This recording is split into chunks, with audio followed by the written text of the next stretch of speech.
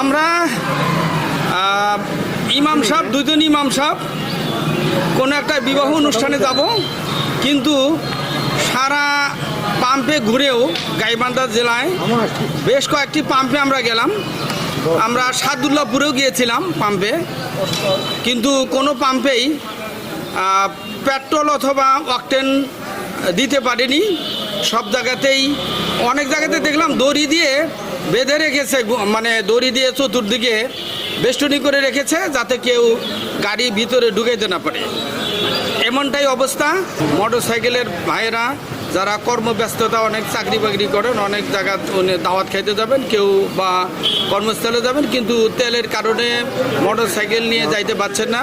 আমাদের দাবি হচ্ছে যে পেট্রোল পাম্পগুলো খুলে দেওয়া হোক। আমরা তো শুনতেছি যে মাশাআল্লাহ তেলের কোনো সমস্যা নাই, তেলের ক্রাইসিস নাই, কিন্তু এখানে এসে দেখি তেলের ক্রাইসিস এবং তারা তেল দিচ্ছে না কেন? আমাদের যেন তেল দেওয়া হয়, এখন খুলে দেওয়া হয় পাম্প, এবং আমাদেরকে অন্তত 200-300 টাকা করে তেল দিলে ভালো হয়।